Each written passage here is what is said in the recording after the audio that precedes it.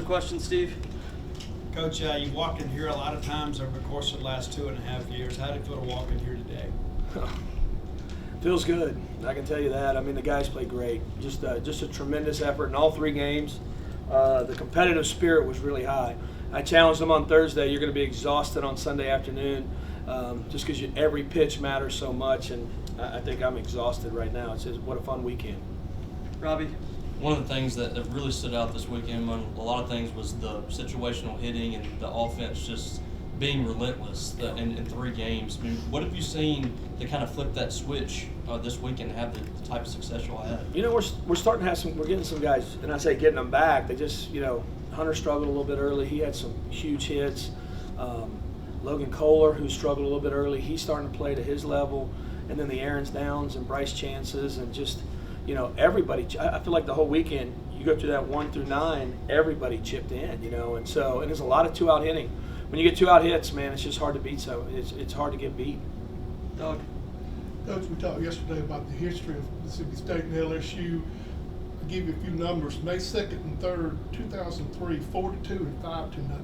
Ron Pope was a coach. The last time that we won a series here, of course, you've beaten them twice in a row now. So how does history feel to you? Well, it feels good. I mean, anytime you beat a program, we know LSU, that's one of the standards in college baseball. We feel like we're one of the standards in college baseball. When you get a chance to win a series over these guys, it means a lot. And, it means a lot to our kids in our clubhouse. I mean, it's some validation. Like I told them after the game, we're good. You got to believe it. Steph?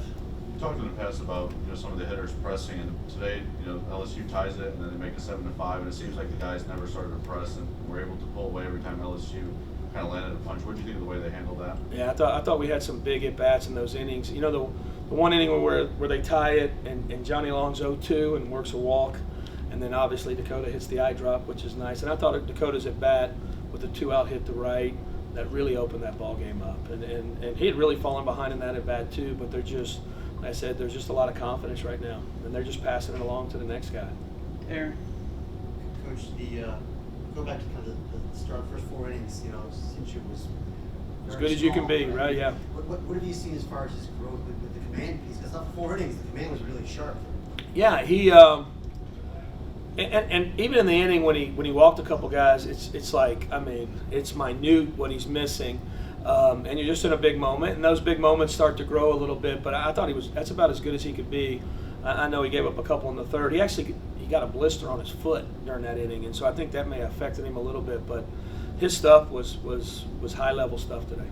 Robbie? It just seems like a team plays a little more of an edge when Johnny's out there.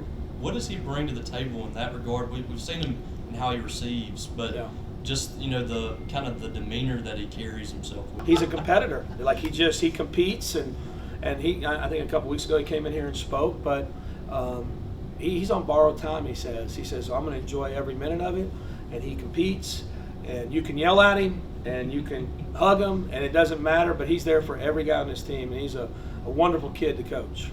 Steve? Coach, we talked a couple weeks ago about the difference between hoping to win and expecting to win, but it felt like all weekend, just being around the guys, there was an expectation that you guys were going to win this series. Did you feel that, and where do you feel like that comes from?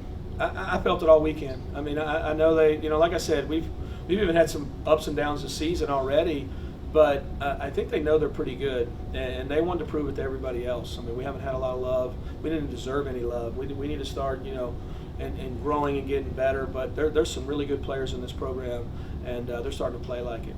Tanner? We were able to save a good bit of arms this weekend. There were some guys that didn't Save? Okay. I felt like we used them all. It didn't feel like that when you're sitting there. So. But Tyler Davis obviously comes in today. Talk about his efforts, just locking it down. Yeah, really good. I thought he was really good. And it was nice to have him there because their lefties had some success on us. And I thought even Cam was good. We got on Cam for throwing the fastball to Tommy. I think we threw in 3 fastballs in the zone this weekend, and they all ended up in the left field lounge. So besides that one pitch, I thought he pitched great too. So, but I thought TD was great. Steve?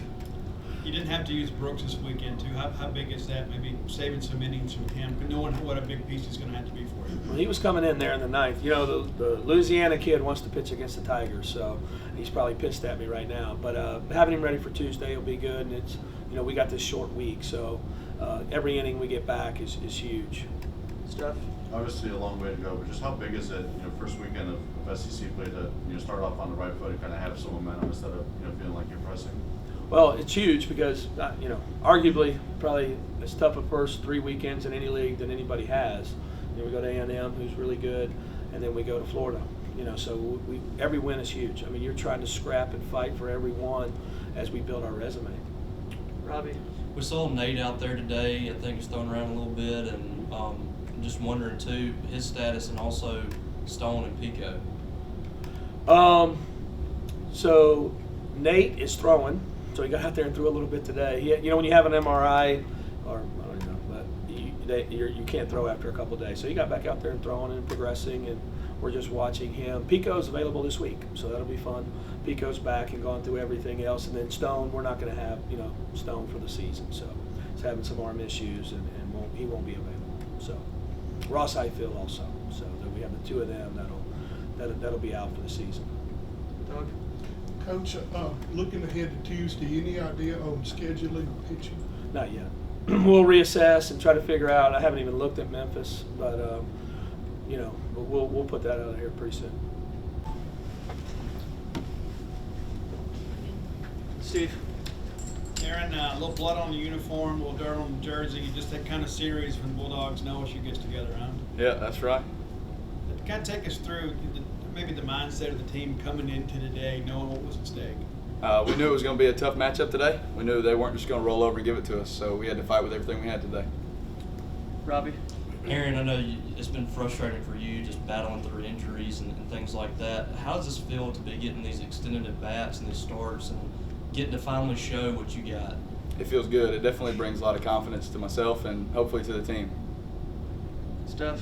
DJ, how fun is it for you when, Hunter behind you is hitting like that and there's not really, a lot the pitchers can do to avoid you guys at this point? Yeah, it's an amazing feeling because now I feel like their thought process is like, who are you going to walk now? You got to pitch to both of us. Steve. Dakota, I know they get 3 and tie it back up, and guys come right back and get it back, and then they tack on a couple more, and you answer it right back.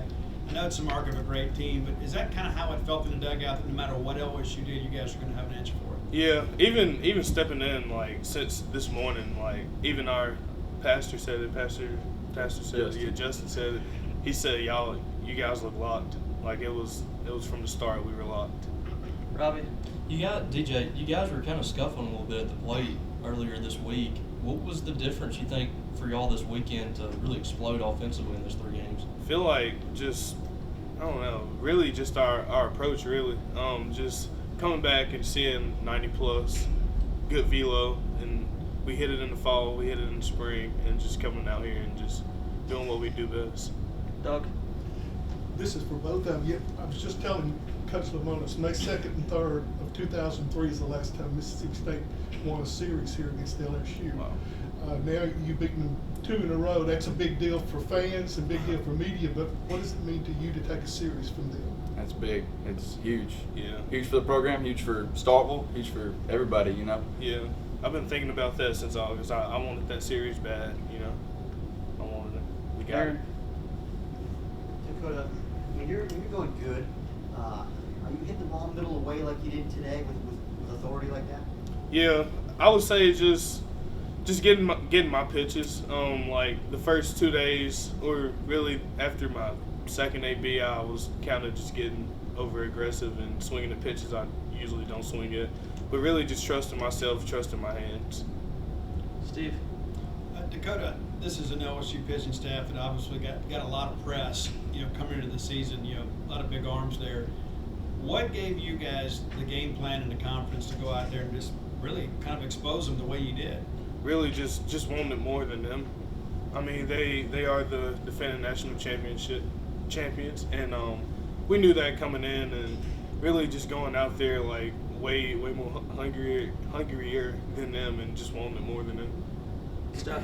Aaron, for you guys, in that 8th inning, you're already up 12-5, but you kind of have a chance to put it away without having to set another pitcher out there. Did you kind of get the sense that you wanted to get it done that inning? I was out there in outfield, and I was thinking, I was like, we're out here, we might as well finish it right now. So that's what we did. Tanner. Coach Lamona says you guys hang around each other a good bit during BV, kind of hit the same distance, same power. How good is it to kind of see that translate for both of you now on the line? It's cool. I think DJ hits the ball a little bit harder and a little bit further than me. But Just telling you what Coach said. that's all right. But no, it's awesome seeing it work out in the game just like that. It's scary when I'm on defense and his top spins are like so hard to catch. Steve. DJ, at times, it seemed like it got a little chippy this weekend. How were you guys able to maybe play with passion but not emotion and let it bubble over? Really just ignore them because they were saying some wild stuff, especially when I was running back to the dugout. I don't think I can repeat those words, but I just have to be the bigger guy and just move past it, you know. Robbie. Well, we saw, I think Johnny gave a few looks towards the dugout too. What does he bring to this for both of y'all? What's he kind of bring to that dugout in that regard? Being the catcher, being the guy back there is kind of commanding that as well, but you know, making sure he's not, you know, you're not going to hear much from the other dugout. Yeah. Johnny's crazy, man. Let me tell you straight up, he's crazy. But I love him, man. He shows up every day ready to compete, and he'll let you know, he's like, you're not going to outwork me. He's like, I'm Johnny, you ain't going to outwork me. And, you know, at the beginning of the season, he brought all the guys in here, and he told us, he's like, hey, this is all about us. And he shows up every day ready to be the best teammate he can be. He brings a lot of fire to the program, a lot. He gets me fired up. I love it. Steph. I guess to follow up on that for either of you guys, I mean, what's it like having someone who's new to the program? Because he wasn't here, you know, last season, but you know, obviously has become a leader so quick. Why do you think he's been able to kind of establish himself in the locker room like that? I think the culture has definitely changed, and over the last few years, where like we get new guys that come in, and when we get a new guy that comes in and can step up as a leader, that speaks a lot as the culture for the whole program. You know, Johnny speaks a lot about being an 80 grade teammate, and I take courage of that. Aaron, during a time where it's tough to see guys kind of fight through adversity and stay to school, why have you decided to do that and fight through the injuries and fight through maybe lack of playing time early and get to this point? I know I got something better planned. I know the good Lord's got something better planned for me, so I just keep fighting through it. You know, I've had a various amount of surgery since I've been here, and you know, even when I've been healthy, I've kind of dabbled in playing time, like been here and there, but you know, I just kept my head straight and said, hey, I'll just keep working every day. What's that mean to you too? I mean, the coaches obviously have a lot of faith in you to kind of keep you here and keep you in the mix.